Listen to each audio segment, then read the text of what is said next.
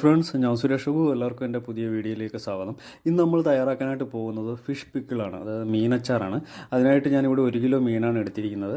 അത് കഴുകി വൃത്തിയാക്കി എടുത്തിട്ടുണ്ട്. അത് നമുക്കൊന്ന് മാറിനേറ്റ് ചെയ്തെടുക്കണം. അതിനായിട്ട് ഞാനിവിടെ 1 സ്പൂൺ ഉപ്പ് ഇട്ട് കൊടുത്തു, 1/2 സ്പൂൺ മഞ്ഞൾപ്പൊടി, 1 സ്പൂൺ മുളക് പൊടി, 1 സ്പൂൺ കുരുമുളക് പൊടി, 1/2 സ്പൂൺ ഉലുവാപ്പൊടിയും കൂടി ഇട്ട് ഇനി നമുക്ക് നല്ല രീതിയിലൊന്ന് മിക്സ് ചെയ്തെടുക്കാം. ആദ്യമായിട്ട് ചാനൽ കാണുന്നവരുണ്ടെങ്കിൽ ഒന്ന് സബ്സ്ക്രൈബ് ചെയ്ത് സപ്പോർട്ട് ചെയ്യണേ. ഇനി നമുക്കിതിലേക്ക് ആവശ്യത്തിന് ഓയിൽ ഒഴിച്ചു കൊടുക്കണം. എപ്പോഴും മീനച്ചാർ ഉണ്ടാക്കാനായിട്ട് മാംസം നല്ല ഉറപ്പുള്ള മീനാണ് കേട്ടോ നല്ലത്. ഇവിടെ ഞാൻ ചൂര മീനാണ് എടുത്തിരിക്കുന്നത്. ഇനി ഞാൻ ഇതിലേക്ക് 1 സ്പൂൺ ഗാർലിക് പേസ്റ്റും 1 സ്പൂൺ ജിഞ്ചർ പേസ്റ്റും കൂടി ആഡ് ചെയ്ത് കൊടുക്കുന്നുണ്ട്. ഇതിൻ്റെയൊക്കെ ഫ്ലേവർ ഇതിൽ പിടിച്ചു കഴിയുമ്പോൾ ഉണ്ടല്ലോ ഒരു പ്രത്യേക ടേസ്റ്റ് തന്നെയാണ്. ഇനി നമുക്കിത് നല്ല രീതിയിൽ മിക്സ് ചെയ്തതിന് ശേഷം ഏകദേശം അരമണിക്കൂറോളം നമുക്ക് റെസ്റ്റ് ചെയ്യാനായിട്ട് വെക്കാം.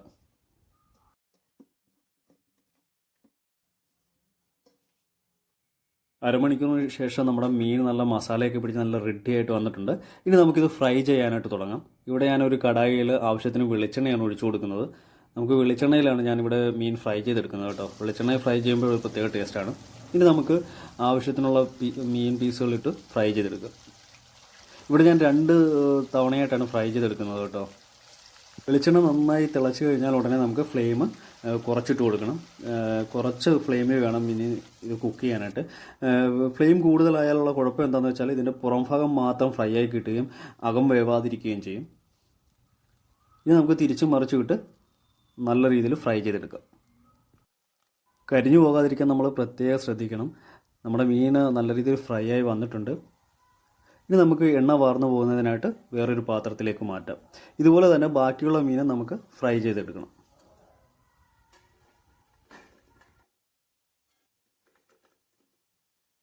ഇനി അച്ചാർ ഉണ്ടാക്കാനായിട്ട് തുടങ്ങാം. ഇവിടെ ഒരു കടായിൽ ഞാൻ ആവശ്യത്തിന് എണ്ണയാണ് കേട്ടോ ചേർത്ത് കൊടുക്കുന്നത്.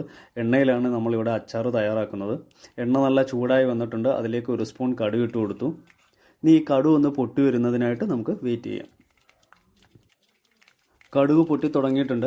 ഇനി നമുക്ക് അരിഞ്ഞ് റെഡിയാക്കി വെച്ചിരിക്കുന്ന വെളുത്തുള്ളി ആദ്യം ചേർത്ത് കൊടുക്കാം. ഇവിടെ ഞാൻ 1/2 കപ്പ് വെളുത്തുള്ളിയാണ് കേട്ടോ ചേർത്ത് കൊടുക്കുന്നത്. ഇവിടെ നമ്മൾ അച്ചാറിന് ആവശ്യത്തിന് വെളുത്തുള്ളി ചേർത്ത് കൊടുക്കും. ഇനി ഇതിലേക്ക് 1/4 കപ്പ് ഇഞ്ചി ചെറുതായിട്ട് കൊത്തി അരിഞ്ഞ ഇഞ്ചിയാണ് ചേർത്ത് കൊടുക്കുന്നത്. ഇനി നമുക്കിതിൻ്റെ പച്ചമണമൊക്കെ ഒന്ന് മാറുന്ന വരെ ഒന്ന് വഴറ്റിയെടുക്കണം. ഇനി നമുക്ക് കുക്ക് ചെയ്യാനായിട്ട് അധികം തീയുടെ ആവശ്യമില്ല കേട്ടോ. ഞാൻ ലോ ഫ്ലെയിമിലാണ് കുക്ക് ചെയ്യുന്നത്. നമ്മുടെ ഇഞ്ചിയും വെളുത്തുള്ളിയൊക്കെ നല്ല അതിൻ്റെ പച്ചമുളകൊക്കെ മാറി റെഡിയായി വന്നിട്ടുണ്ട്. ഇനി അരിഞ്ഞ് റെഡിയാക്കി വെച്ചിരിക്കുന്ന പച്ചമുളക് ചേർത്ത് കൊടുക്കാം. ഇവിടെ ഞാൻ 5 പീസ് പച്ചമുളകാണ് കേട്ടോ ചെറുതായിട്ട് അരിഞ്ഞത് ചേർത്ത് കൊടുക്കുന്നുണ്ട്. ഇനി 2 തണ്ട് കറിവേപ്പിലയും കൂടി ഞാൻ ചേർത്ത് കൊടുക്കുന്നുണ്ട്. ഇതും കൂടി ഇട്ട് നമുക്ക് ഇതിൻ്റെയും കൂടെയൊക്കെ ആ പച്ചമുളകൊക്കെ മാറുന്നത് വരെ ഒന്ന് ഫ്രൈ ചെയ്തെടുക്കാം. നമുക്കിതിലേക്ക് മസാലയൊക്കെ ചേർത്ത് തുടങ്ങാം. ഞാനിവിടെ 1/2 സ്പൂൺ മഞ്ഞൾപ്പൊടി ആദ്യം ചേർത്ത് കൊടുത്തു. ഇനി ചേർത്ത് കൊടുക്കുന്നത് മുളക് പൊടിയാണ്. 2 സ്പൂൺ മുളക് പൊടി, 1 സ്പൂൺ കാശ്മീരി ചില്ലിയും കൂടെ ചേർത്ത് കൊടുക്കുന്നുണ്ട് കേട്ടോ കളറിന് വേണ്ടി. ഇനി അടുത്തായിട്ട് 1 സ്പൂൺ കുരുമുളക് പൊടി, 1 സ്പൂണ് ഉലുവാപ്പൊടി,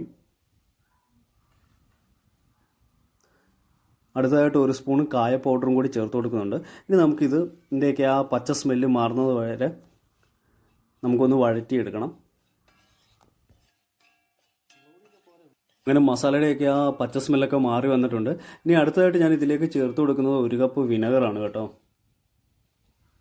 ഇനി നമുക്ക് വിനെഗർ ചേർത്ത് കൊടുത്ത് നല്ല രീതിയിലൊന്ന് മിക്സ് ചെയ്തെടുക്കാം. ഈ അച്ചാർ നമ്മൾ ഒട്ടും തന്നെ വെള്ളം ചേർക്കുന്നില്ല കേട്ടോ. അല്പം തിക്കായിട്ടുള്ളൊരു കൺസിസ്റ്റൻസിയിലാണ് നമ്മൾ ഈ അച്ചാർ കുക്ക് ചെയ്തെടുക്കുന്നത്. അങ്ങനെ അച്ചാറിനുള്ള ഗ്രേവി നല്ല റെഡിയായി വന്നിട്ടുണ്ട്. അതിലേക്ക് നമ്മൾ നേരത്തെ ഫ്രൈ ചെയ്ത് റെഡിയാക്കി വെച്ചിരിക്കുന്ന മീനിൻ്റെ പീസുകളും കൂടി ഇട്ട് നമുക്ക് നല്ല രീതിയിലൊന്ന് മിക്സ് ചെയ്തെടുക്കാം. ഇങ്ങനെ മിക്സ് ചെയ്തതിന് ശേഷം നമുക്ക് ഉപ്പ് ഒന്ന് ടേസ്റ്റ് ചെയ്ത് നോക്കിയതിന് ശേഷം ഉപ്പ് വേണമെങ്കിൽ ആവശ്യത്തിന് നമുക്ക് ഈ സമയത്ത് ചേർത്ത് കൊടുക്കാം. നമ്മുടെ അച്ചാർ അങ്ങനെ നല്ല രീതിയിൽ റെഡിയായി വന്നിട്ടുണ്ട്. ഇത് എയർ ടൈറ്റ് ആയിട്ടുള്ള ഒരു പാത്രത്തിൽ സൂക്ഷിച്ച് വെച്ചാൽ നമുക്ക് കുറേ നാൾ ഉപയോഗിക്കാവുന്നതാണ് കേടുകൂടാതെ. അപ്പോൾ ഇന്നത്തെ വീഡിയോ എല്ലാവർക്കും ഇഷ്ടമായെന്ന് ഞാൻ കരുതുന്നു. വീഡിയോ ഇഷ്ടമായിട്ടുണ്ടെങ്കിൽ എല്ലാവരും ലൈക്ക് ചെയ്യുക, ഷെയർ ചെയ്യുക, സബ്സ്ക്രൈബ് ചെയ്യുക. Thank you for watching my video. By.